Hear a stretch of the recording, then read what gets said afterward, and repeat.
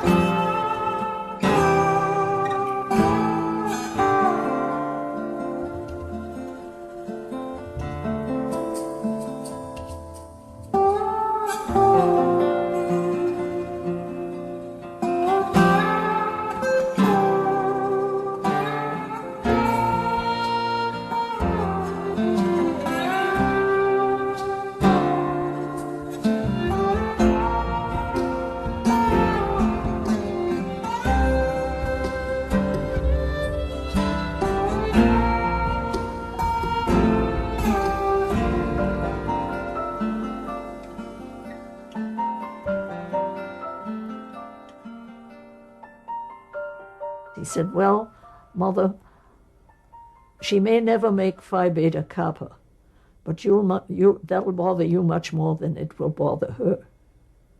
And that was as close as he came to giving me some kind of a diagnosis. Of all these doctors, there were 6 doctors that we had seen Ed and give their opinions to me over the phone.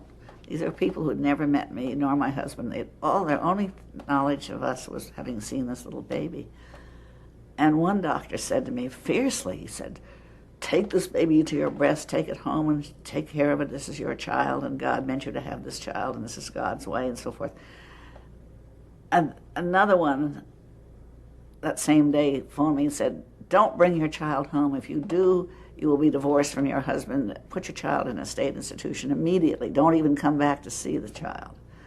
So I got all this kind of frankly crazy advice that was all, one way or the other according to the way the person felt, but not good advice for Ned or for me or for anyone. It was common for doctors to recommend placing the child. Yes, and telling your friends the child died. These people lived with a terrible burden, having told their family and everybody that the child was dead and the child was growing to manhood, How could a doctor say what was said to us? How could that doctor say, "Put her away and forget about her"? It's not a human thing to say. It was kept in the closet. it was a thing that people were ashamed of. They thought it was cast some kind of a blight on the name of the family, that it was showed that there was something wrong with the family, that they had what was called a crazy person. Most people kept them in their homes and hid them. They'd say instead of having 3 children that they had 2 children. It's not an easy thing. Today it can't be easy. Then when there was very little, if any, help anyplace else, unless you happened to know another family with a special needs child, you felt completely isolated by yourself. One couple, whom I shan't mention, whom I knew very well in San Francisco, had kept everyone knew they had a child, but they kept the fact that the child was retarded secret, and they kept the child in the house, and so all their friends knew that something was funny, but it was never discussed until I said, that Ned was retarded, and so our friend said to me, the woman said to me, and said to her husband, if Vivian can say that her child is retarded, I can say mine is. And so she literally came out of the closet. That's what I had grown up with, apparently, with people being hidden, and I didn't know anything about them. Craig was the first disabled person I had ever been around, and I just didn't think it was fair for him not to be involved, and I wanted other people to learn that there are going to be some disabled people around, and you might as well get used to them. People who were kind of our inspiration was that small group of women, Vivian Walters, Margaret Connolly, you mentioned a couple of them. Pat Dunbar, and there was another one. And they, one of those got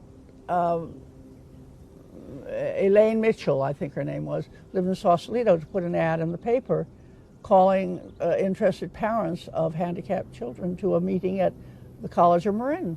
And probably 20 or 30 people showed up. The people that showed up and were concerned and involved, I felt a real kinship. And they were such, I don't know, there was something about them. They were just different. We did an awful lot of crying on each other's shoulders, and for the very first time we were able to sort of express our feelings to people who knew what we were talking about. I remember a couple of families coming who were among the more prominent families in San Francisco, coming to some of our early meetings and saying to me afterwards, the thing that ARC gave me more than anything else was being able to say, I have a retarded child.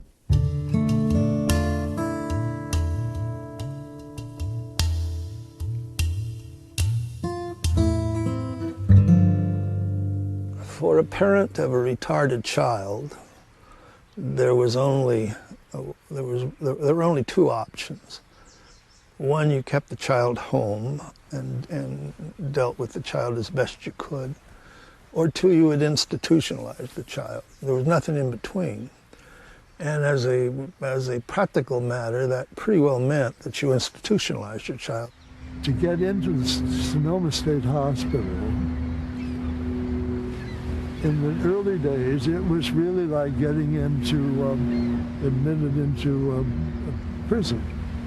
You were committed, and that means a legal step in the law with an attorney and a judge slapping the gavel and say, yes, you are eligible for Sonoma State Hospital, and you are now hereby committed under the laws of the state of California in perpetuity unless you are cured. Now, I'm not... And there's no cure for mental retardation. Right. But my first impression came when I was taking a class at San Francisco State and met a woman who said, shall I show you some of the wards? And instead of having lunch, we went and saw 2 places. One cottage had little girls, mostly little girls with Down syndrome. And my daughter Barbara doesn't have Down syndrome, but she was at home being tucked into bed, surrounded by her dolls and stuffed animals, and read to by her daddy. And there were these little kids who, when I came in, just sort of clustered around me, wanted to hug me, wanted to touch me, said, "Mama, Mama, Mama, Mama." And I guess that was in '59, actually, when I was going to school at San Francisco State, that I made up my mind that that was never going to happen to my daughter. I remember sitting in Sonoma, and there was like a little dining area, a place where patients could come and buy a candy bar and get a Coke or something like that. It was like a little luncheonette, and there were some tables, and I was sitting with some of the staff, interviewing them at one of the tables, and one of the patients who would come in for a candy bar or something suddenly fell to the floor and was having a grand mal seizure. And other patients rushed to his side and were sort of trying to comfort him. And the staff that I was sitting with around this table continued to talk to me and just sort of didn't seem to be paying any attention to what was happening. And I said, you know, why don't we stop now so you can take care of. And I was told that, well, that just showed how ignorant I was, that these patients often had seizures. It was just commonplace, and nothing bad would happen to them. It would only last, you know, a half a minute or so, and then it would be over. And somebody was already over there making sure that, you know, the person didn't bang their head too badly or whatever. And so it was okay. And I said, it really isn't okay. You know, if I were another patient and I saw you sitting here, you know, what message does that give me? That if I'm in trouble, you're not going to respond. State institutional systems are private, like prisons, and you can have a lot of abuses if nobody is watching. And I've seen abuses and stuff in other states as a consultant in this that are appalling, particularly when they were happening. You know, in the richest country the world has ever seen, you're doing really naughty things. Electroshock therapy, sometimes used for behavior control.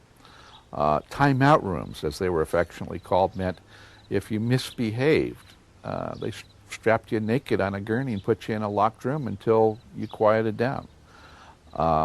You know, it wasn't too many years since the early 60s and late 50s, they were still hosing down people as a form of behavior control, putting them in hot and cold sheets to induce sleep as a form of behavior control. We were still doing frontal lobe lobotomies in the early 60s in California. Frightening stuff. I mean, it was right out of One Flew Over the Cuckoo's Nest. So these were not pretty places. These were not humane places to live. People were stripped of lots of their dignities and then subject to some pretty cruel punishments. Ed was born in Los Angeles. I came to back home to San Francisco the next year, and then I joined the San Francisco ARC and began to work there. And for some strange reason, I decided I wanted to be chairman of the hospital committee. We had no hospital committee, so we made a one-woman hospital committee, and that's how I began, by going to the most local of state hospitals, local to San Francisco, and that is Sonoma State Hospital, where I was detained by the superintendent, whose name was Nelson. Dr. Nelson said to me in our first meeting, "Mrs. Walter, you'll be pleased to know that we keep our floors so clean that our patients can eat off the floors." And I said, "That's what we don't want, Dr. Nelson. We want them sitting at tables and chairs and eating with forks, spoons, knives, if possible." "Oh," he said. So we started off on that tact. There is a way to get from where you are to where you want to go if you just don't follow the rules and use your imagination. We ended it in a couple of ways. One is to shame the society for treating people worse than animals. That's one way, and you do that at several levels. You embarrass the governor, and you needle your own legislators, and you embarrass your officials. I talked to this young reporter from the Orange County Register, and he wanted to see Fairview. He had never seen a state hospital. So we went in when they weren't prepared for us and couldn't cajole us with cups of coffee and sitting around the superintendent's office. The superintendent wasn't there, of course, at night. And we just knocked on the doors, and over the protests of some people who were the caretakers, we went in. We found terrible conditions. We found filth in the living quarters of people. People were unbathed, poorly fed, not given any chance to progress or to develop skills of any kind. It shocked this young man. He had never seen anything like this before, and I hadn't seen it before, of course, and was dismayed and disgusted, but it was good for me to see it through the eyes of someone who hadn't seen it before and who was able to write about it. That was the important thing, that he could write about it and did, and that his paper let him write it. There were big newspaper stories about unconscionable conditions in California state hospitals. And if you're a governor responsible for those hospitals, you got to do something. Some of the psych technicians were arrested. They were taken into custody. One of my good friends who had been around here for quite a while was picked up at his house. He was fleeced in front of his family and all the neighborhood and taken off. I had heard that the superintendent at Fairview, after you had gone there, resigned, right? Yeah. Yes. He resigned, or he disappeared, whether he resigned or was let go, whichever. I'd also heard he died shortly thereafter. Oh, I don't know about that. I don't feel responsible for him. You don't? No, I don't. It was a bad day for Fairview. The effects of something like that live on for a long time afterwards.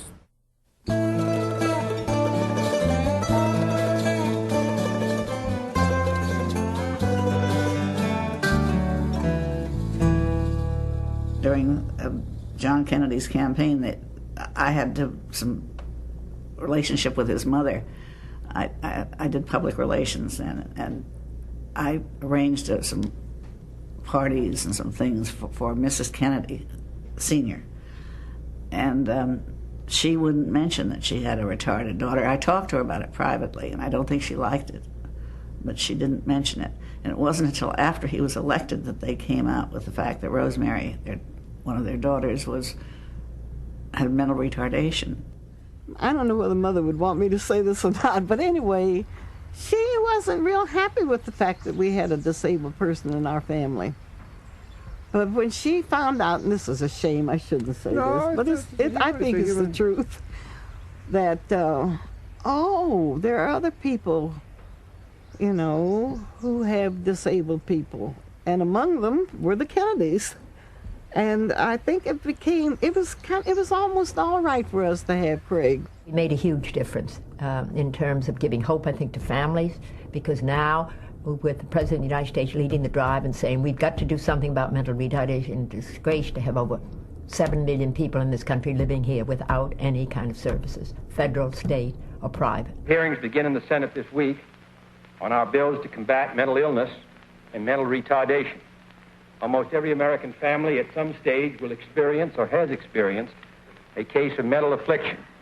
And we have to offer something more than crowded custodial care in our state institutions. He put the issue of mental retardation out as a public issue and set up a President's Commission on Mental Retardation. It has been tolerated too long. It has troubled our national conscience, but only as a problem unpleasant to mention, easy to postpone, and despairing of solution. The time has come for a great national effort. It was a special time in the nation. I mean, there were, the winds of change were everywhere. It was an exciting time that we were going to get something done, and that's the way You have to have that kind of enthusiasm in politics because there's always competition for your energies and for your time and for your emotions. And for your dollars. And for the dollars. If you live in San Francisco, what you do is you keep track, obviously, of what's going on in Sacramento, and you get up very early on mornings, and you take the bus to Sacramento, and you go over to the senator or the assemblyman's office, and you, without becoming obnoxious, you hope, you have at them and keep at them. You go in and you beat on the table or whatever, you present your case to him. I knew Jess Unruh politically, and I would make sure that Jess knew I was interested in this. The speaker in those days, Jess Unruh, caused this committee to be established, the Subcommittee on Mental Health, with Waldy, Lanterman, and Petrus. Jess was a person who felt deeply about political science issues, and particularly felt deeply about the legislative and executive branches of government. And he came in when the legislature was clearly the subordinate branch of government. In those days, the legislature met only every other year and had very little independent capability to conduct research, gather facts, and develop their own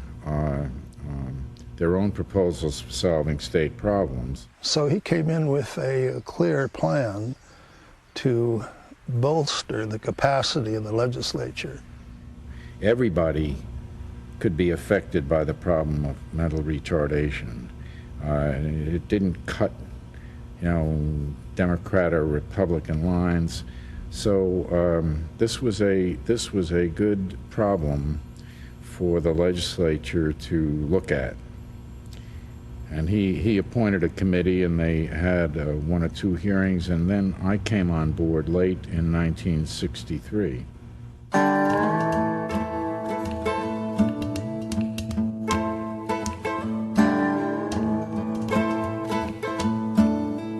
I wasn't terribly impressed with Art the first meeting. I remember my first meeting with Waldy. I came in, and he said, "Oh, you're the guy that Unruh hired." And I wasn't consulted as to whether he should be hired. I said, "Well, I work for you, Mr. Waldy." And I wasn't part of the process in selecting him, which is somewhat the way Jess operated often. And he said, set up a hearing.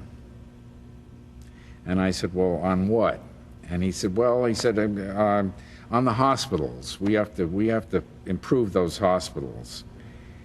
And I said, "Well, what will we ask? I mean, couldn't we find out a little bit for you?" "Well, yeah, sure, go ahead." Yeah.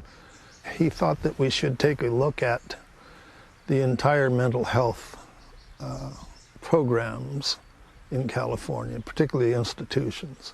That's when we did the questionnaire to the hospitals. The hospitals were shocked when they got this questionnaire from the committee. I mean, asking all these questions and all sorts of issues. And I remember the director of the department at the time, he came into my office and he had a copy of this questionnaire, and he said, "You can't be serious." He said, "We can't do this." And I said, "Why not?" He said, "Well, I mean, we have very busy staff. I mean, this would take a lot of time." And I said, "Well, the committee needs to know." And the committee, of course, was a subcommittee of Ways and Means, and Ways and Means controlled the budget. And so there was a lot of power. And he said, "Well, if you insist, you really need this." I said, "We really need it." So he left. And then I began to get packages from each of the hospitals, pounds of every rule and regulation and piece of paper that they had ever generated. I mean, I had stacks of stuff from the hospitals, 6 feet high, piled up, and I figured, well, that they probably decided that we'll show them, we'll choke him with this stuff, and so I sat up, I read everything. I read every piece of paper. And then after all this information had come in, It was sifted through by Art and his staff and then presented to us. And we would then go to the particular institution and hold a hearing at the institution on site. We had done our homework. We knew a lot about their operations. We asked very good questions. It was apparent that the State Department of Mental Health was not running those hospitals, had very little influence with those hospitals. They were separate fiefdoms, and they each had their own way of doing things. So depending on which hospital you went to, you might or might not get education service. You might or might not get dysentery. So I think that was a very instructive hearing, and we also had testimony from parents who talked about their desires for an alternative system. We are here to speak for justice and humanity, for the legal and moral rights of 500,000 citizens of the state of California who, through no fault nor choice of their own, are mentally retarded. Among the most pathetic of this deprived group are almost 13,000 who are eking out a bare existence in our state hospitals. I'm getting mad. Vivian Walter testified and gave the parent perspective, and she was very articulate, very brilliant. She was beautiful, brilliant, and articulate. In a recent issue of a national magazine, Mrs. Eunice Shriver wrote, "Even today, many retarded are shut away, child and adult, in squalid institutions to waste their lives, staring blankly at the emptiness around them. I have seen sights that will haunt me all my life. If I had not seen them myself, I would never have believed that such conditions could exist in modern America, within sight of skyscrapers, suburbia, and freeways glittering with cars. I recall institutions in wealthy states where adults and children existed in crowded, bleak, foul-smelling, barrack-like wards, their unwashed clothes and blankets and rags." So wrote Mrs. Shriver. I wrote it because I felt that parents had been so poorly treated in this country. I thought it was outrageous that they had these children and nothing was happening. You said it made you angry, just starting. Well, yeah. Well, it makes, it brings it all back to me, how angry I was then, and it makes me angry all over again, when I see these mental pictures of these things that Mrs. Eunice Shriver talks about. What do you see? I see people, as she said, I see people worse off than she saw them, in rags. I see them naked in these foul-smelling wards with no furniture, nothing to sit on but the floor, the bare floor. Oh, it was hell. It was terrible.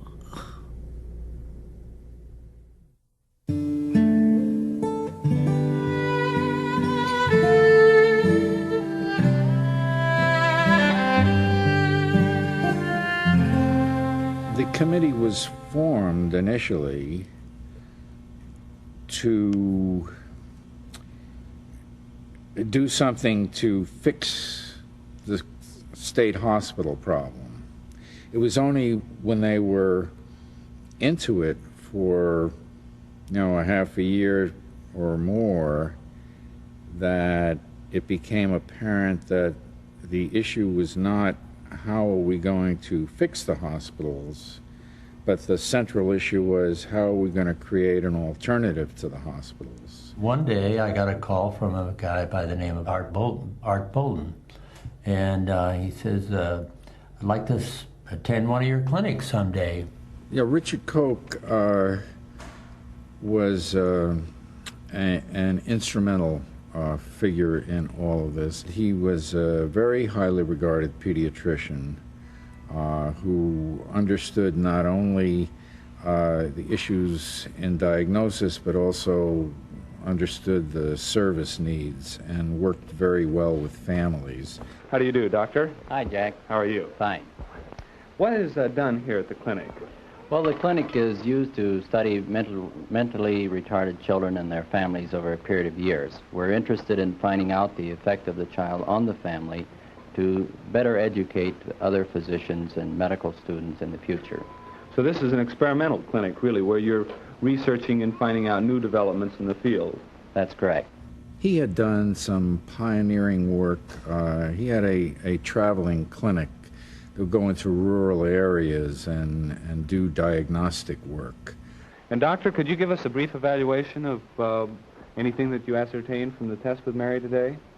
Well, Mary's testing today wasn't successful, but she was tired and irritable, and I know from her previous performance that actually Mary fits into a moderately retarded group of children. Could you interpret what this means in, I don't know, how do you do it, in months of development? Yes, well, this means that she'll be able to look after herself and care for herself and do some simple work sometime in the future. I think the most important thing is that we've reassured the parents that Mary will not disturb their whole household and that she will respond to them as the parents respond to her.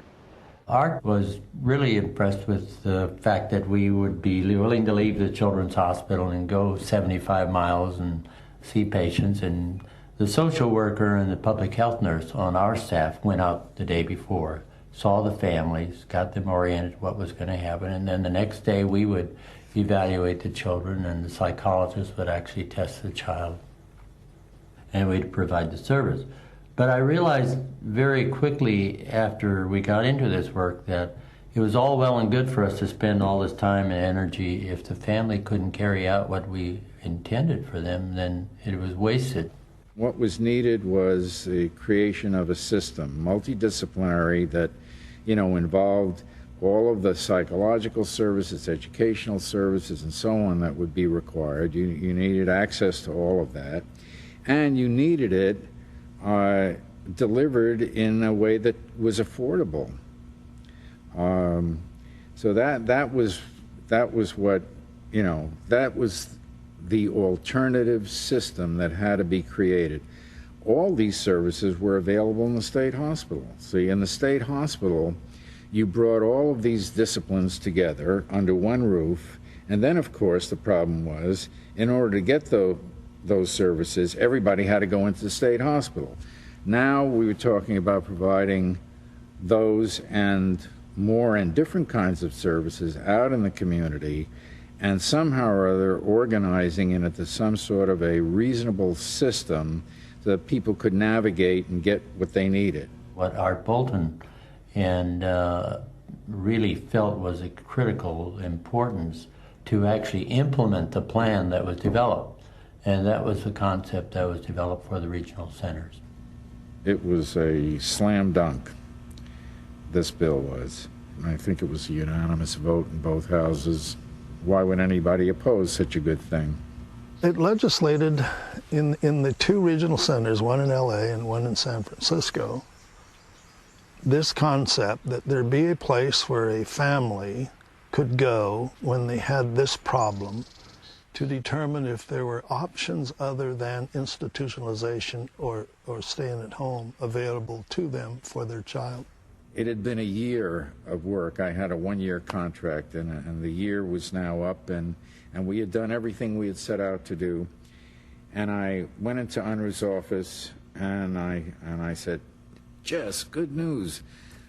The bill passed. The mental retardation bill passed. And he said, oh, Bolton, he said, don't get so excited. He said, I guarantee you they'll screw it up faster than you can unscrew it. So. The regional center, in my mind, there was a place where we could get counseling, not just the children and the young people and later the adults. It was from cradle to grave, but the parents. Do you ever feel you were alone in a place where there were other people, but you didn't, either because of your color or your mode or whatever, you didn't fit in?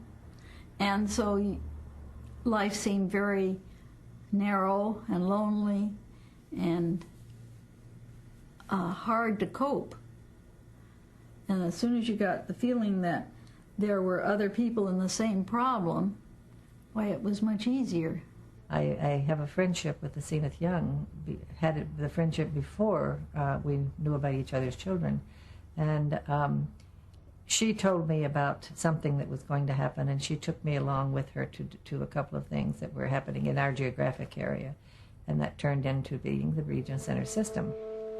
A group of professionals sitting in clinic, focusing their attention on one child, one family, and its needs in the community. A fixed point where a retarded individual and his family are helped to find the services they need.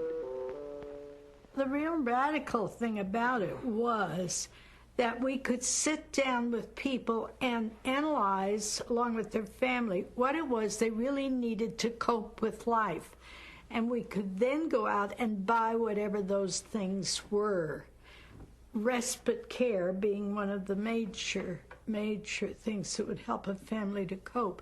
Nobody had ever approached it that way. They tested individuals, and if they had a certain IQ, they went to Sonoma, and if they had another IQ, they went to the public schools. The state was spending the money in a state hospital, in a huge wards and all that kind of a thing, and saying you belong in X, and you belong in Y, and you belong in Z. We were proposing, and we proposed and did, to take that same money. And what we used to say, the money goes with the person. Do you remember? The money is, we put it in a little bundle and we tie it around the person's neck. That's what we said at the beginning. That's Gunnar Dibwad. And so the money would go with the person instead of going to the hospital. And the person would then buy rehab or buy education, buy whatever that person needed. With the beginning of the regional center system, there was hope for the first time. It was all right to keep your child. It was acceptable to start fighting for the things that child needed. By these regional pilot centers, we were seeking to prove that the infrastructure could develop, that the accessibility, other opportunities and alternatives was out there or could be developed out there. We were sort of clearing away new paths to get the work done, and get what we needed, and they didn't exist, so we had to work on it so that it did exist. In that first year, they saw, some 400 or 500 families who were on the waiting list at the state hospital, and only 25 or 30 got actually referred on to the state hospital, and they found suitable alternatives for all the rest. So, boom, that was it. That was the ball game. And the point was proven. You could do it, and you could do it at a reasonable cost, no more than state hospital placement. You could avoid the cost of building all those additional beds, and you could do it to the satisfaction of the families.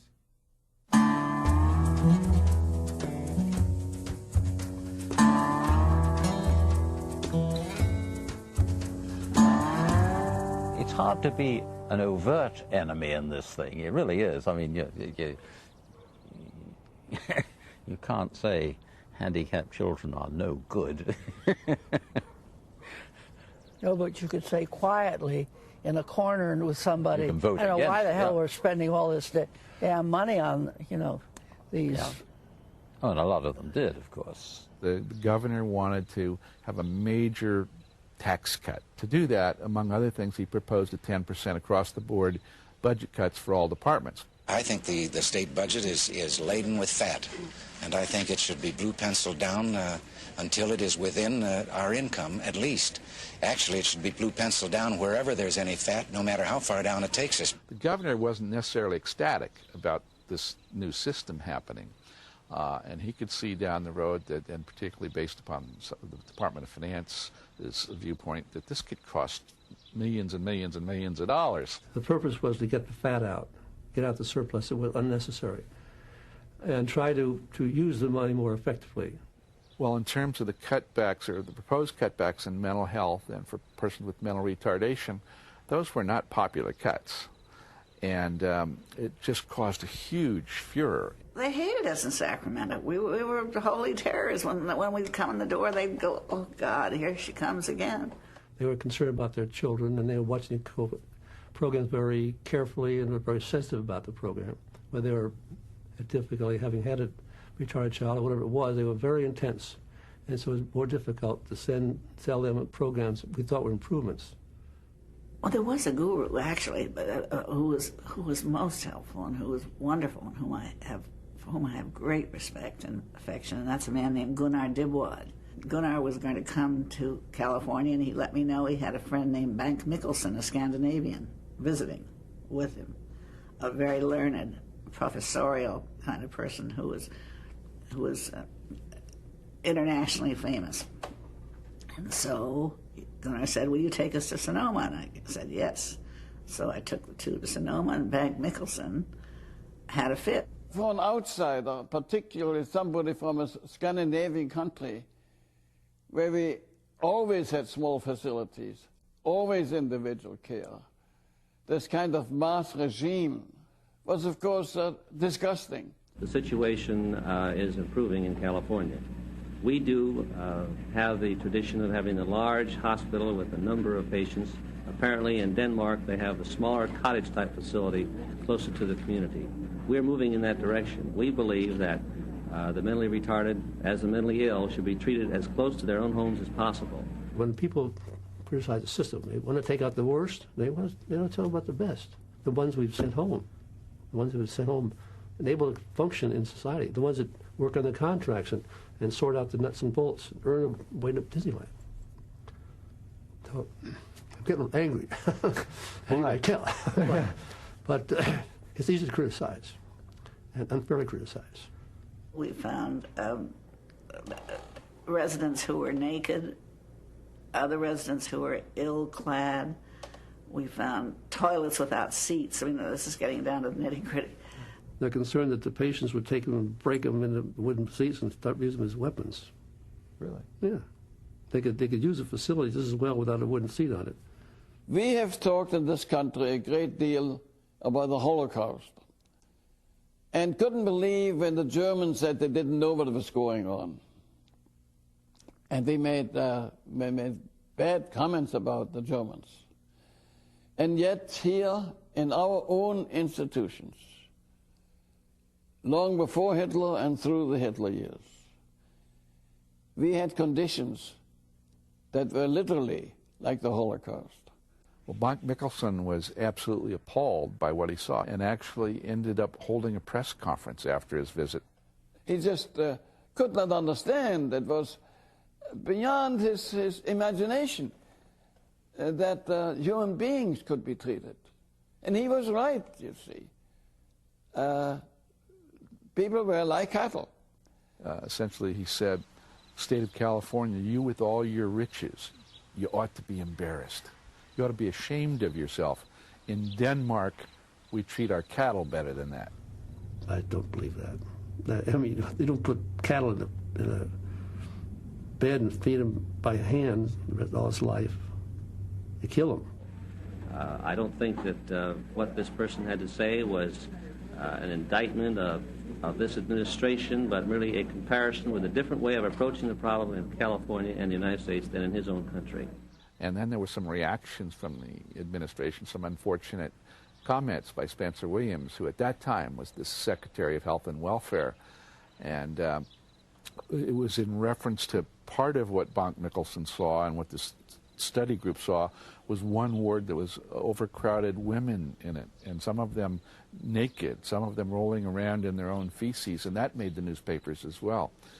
And so when Spencer Williams was asked for some reaction to that, he said, well, what can you expect? They have, an IQ that's about the equivalent of a household pet.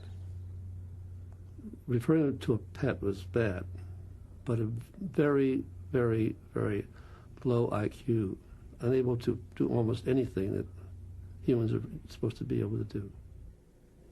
And so Bank Mikkelsen really wrote what he wrote. Papers were published all over the world about this terrible state of things in California, which was, it was terrible that he had to do it, but it was gratifying that he did do it. And that made the governor very angry, and it was a little difficult situation for some people who had been accused of having arranged a visit in order to aggravate the governor. things were pretty bad, and he held a special meeting at Camarillo State Hospital. I don't think that exists anymore, to give a hearing to all of us, all of those of us who had been the nuisance makers, the complainers. And there's a funny story associated with it. When they got there, he and his people, they found that the grass had died outside the state hospital, and I guess they wanted to make it look prettier.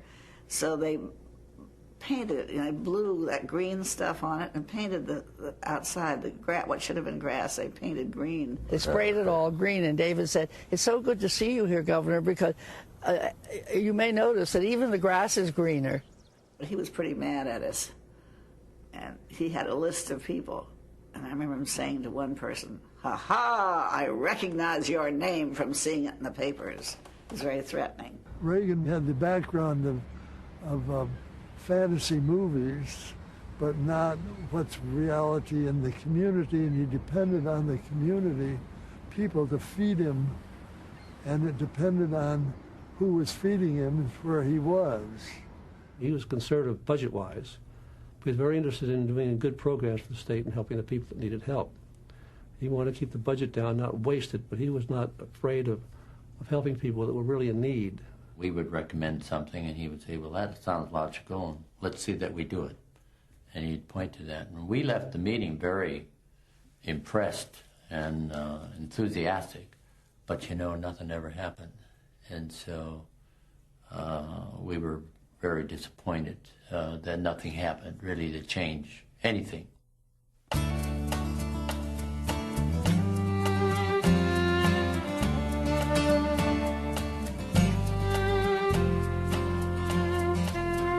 Governor was taking a lot of abuse in the press all over the state. Every newspaper were carrying stories on the cutbacks for the mentally ill and for the mentally retarded.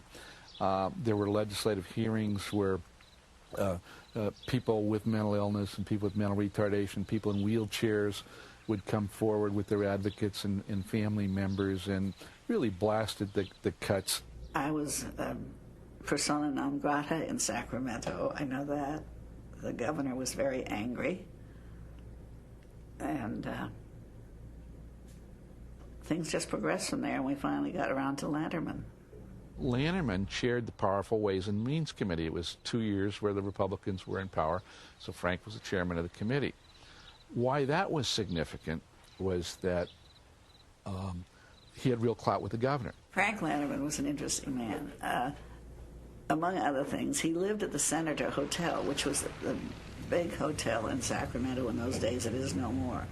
When we really wanted to see Frank, we would hang around the lobby around 5 o'clock waiting for him to come home. And when he'd come home, we would just hop in the elevator with him. And so we'd ride up and we'd push the top button so he'd give us longer to ride, And we knew him, so we'd say, "Mr. Lanterman, hello," and he would say, "Hello, Margaret, hello, Vivian," whatever. And so, he was civil to us, but he really didn't want to talk to us, but he had to. We had him trapped in the elevator. Lanterman was very supportive of the parents. It was the parents who came to him in the first place. It was the parents who wanted those options. It was the parents that wanted programs right in their home communities rather than being on a waiting list to get into state institutions. I think Frank really got caught up in this whole business of mental retardation and the families. My instinctual feeling is that we loved him for what he was doing, and he needed that love, It became a very personal thing for him, very personal.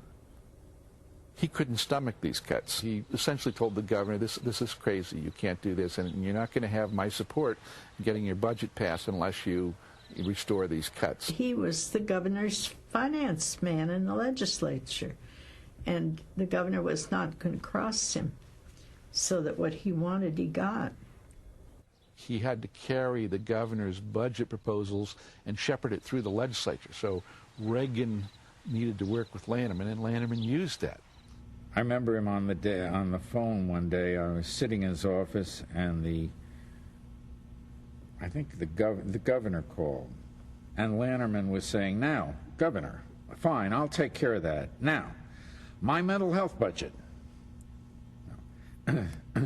Let's not let those pinheads in the Department of Finance mess this up. We need to have certain, you know, it's very good, be very good, Governor, you know, I mean, you know. Lanterman pestered him every day, and eventually, essentially all of the cuts in the developmental disabilities arena were restored.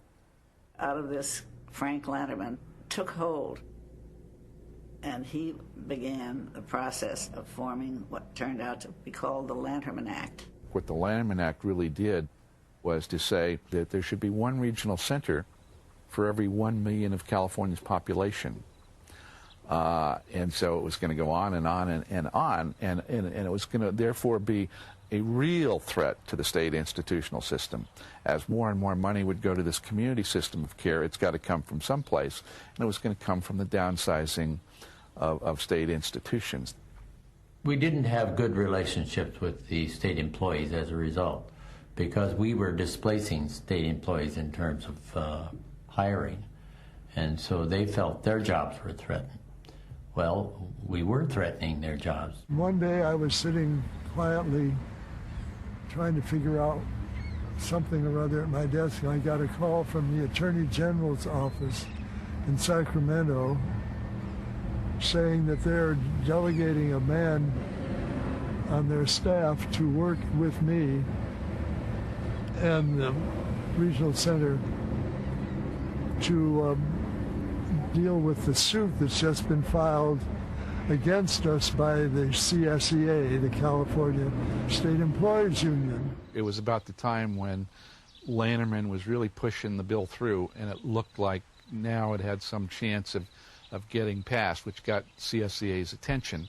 There is, and still is, the provision in the state constitution, which generally paraphrased says that if a particular service can be performed by a civil servant, it must be performed by a civil servant. I remember testifying mostly to the effect that if we had to hire state employees as a regional center, we really were becoming a state agency and we weren't part of the community. I remember sitting in the audience while he testified, and the woman in back of me tapped me on the shoulder and said, "He's doing very well, don't get so tense."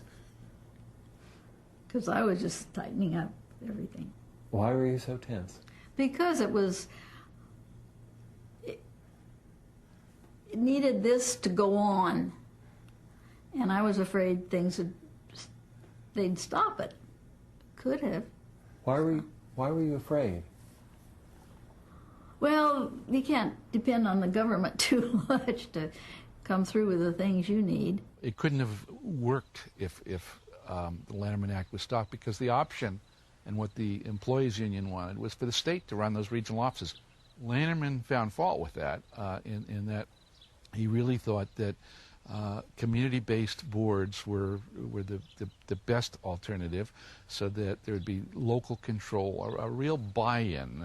He wanted a buy-in, particularly by the parents. You got a whole lot of civil rights things here that transcend everything else, and they're not easy to resolve.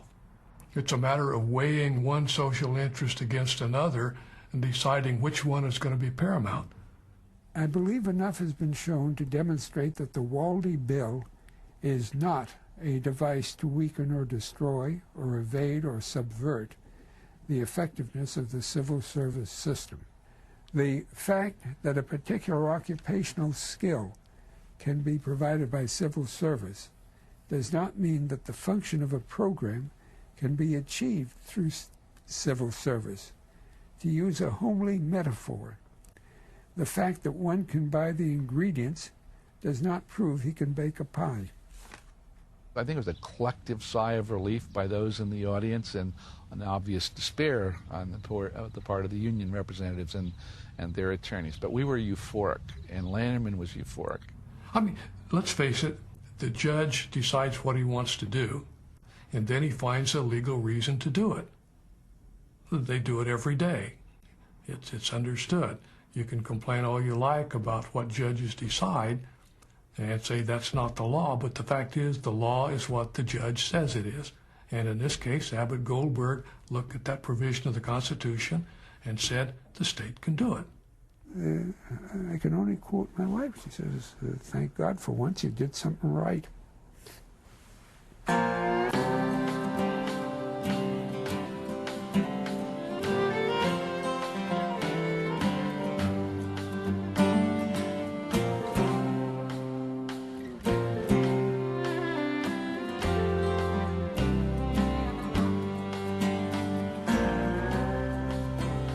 I'm here in the community and I don't like it.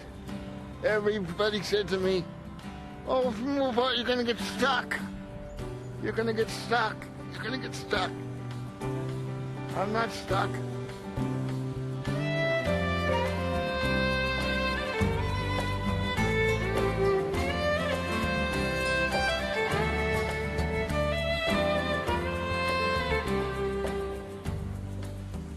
Why'd you want to join the church? Because as a family, they don't discriminate. Why is that important to you? Because people should come to church and not be discriminated against, no matter what color, handicapped, or white. Everybody has a right to talk to God, no matter what.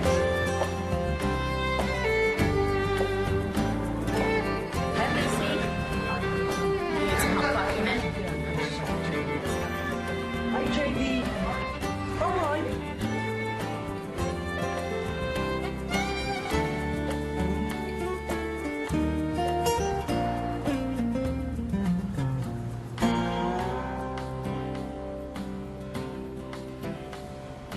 Hopefully, I can continue working here because psychologically, very good for me. Yes, very good feeling.